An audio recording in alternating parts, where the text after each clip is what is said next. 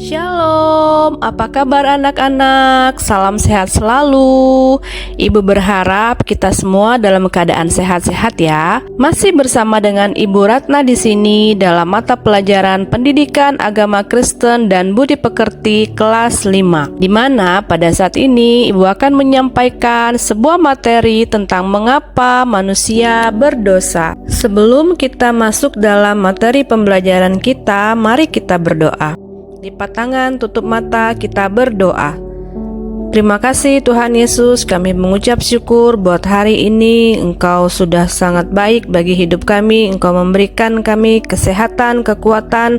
Engkau menyertai dalam setiap aktivitas yang kami lakukan. Tuhan, saat ini kami ingin belajar. Kiranya Tuhan menyertai kami, memberikan kami hikmat, kepintaran, sehingga kami boleh mengerti dan memahami dengan baik materi yang boleh disampaikan, dan kami dapat menjadi pelaku firman Tuhan. Terima kasih Tuhan Yesus, dalam nama Tuhan Yesus kami berdoa, amin. Materi pembelajaran kali ini yaitu tentang mengapa manusia jatuh ke dalam dosa. Yang menjadi tujuan pembelajarannya yaitu 1. Menjelaskan mengapa manusia berdosa. Yang kedua, memahami dan menyebutkan penyebab manusia jatuh ke dalam dosa. Nah anak-anak, sebelum Ibu lanjut dalam materinya, Ibu ingin mengajukan pertanyaan kepada anak-anak semua. Yang pertama adalah, menurut pendapatmu, apakah manusia itu berdosa? Menurut pendapatmu, apakah kamu itu berdosa?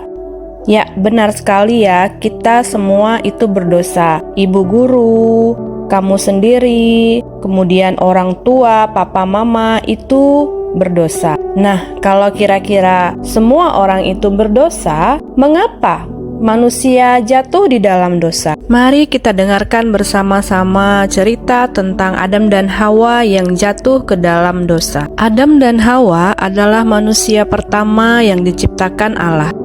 Allah menciptakan mereka menurut gambarnya. Setelah Allah menciptakan mereka, Ia menempatkan mereka di Taman Eden, sesuai yang tercatat di Alkitab Kejadian 2 ayat yang ke-8. Taman itu sungguh indah. Allah memberikan tanggung jawab kepada mereka untuk mengelola dan memelihara taman itu. Pada waktu itu, mereka belum mengenal dosa, dan bekerja merupakan hal yang sangat menyenangkan. Di dalam taman itu tersedia segala sesuatu untuk mereka nikmati.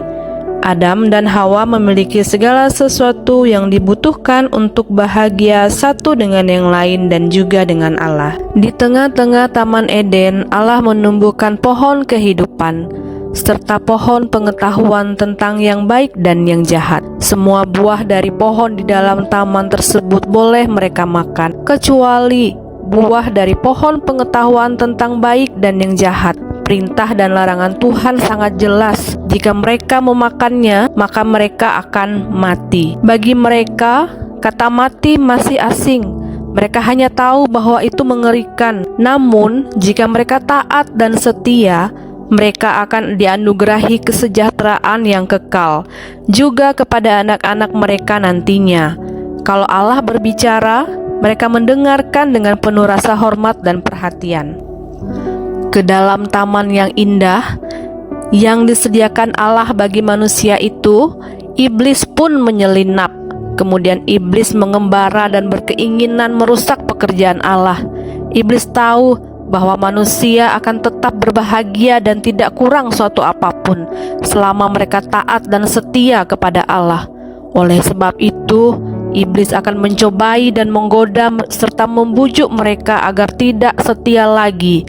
Iblis berpikir lebih baik bukan ia sendiri yang pergi menemui Adam dan Hawa. Iblis menggunakan akal liciknya dengan menggunakan ular sebagai alatnya, sebab ular adalah binatang yang paling licik dari segala binatang yang ada. Ular datang menghampiri dan menggoda Hawa dengan memutarbalikkan perintah Allah. Ular berbisik, "Sekali-sekali kamu tidak akan mati."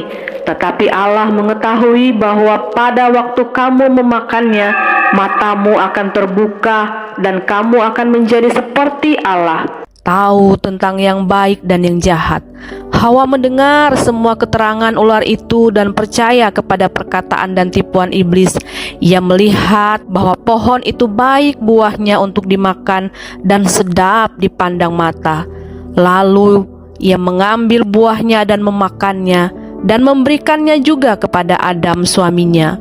Dan sayang sekali, Adam pun memakan buah itu. Adam juga memilih percaya pada dusta iblis daripada kebenaran Allah. Pada saat itu dosa masuk ke dalam hidup mereka, juga rasa takut dan gentar yang menghalau kebahagiaan mereka. Disinilah asal mula dosa.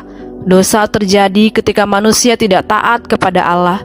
Manusia menuruti keinginannya sendiri dan bukan menuruti kehendak Allah. Sekarang Adam dan Hawa sadar bahwa iblis sudah menipu mereka. Mereka sudah jatuh dalam dosa, sehingga jauh dari Allah yang kudus. Tetapi kesadaran mereka itu sudah terlambat.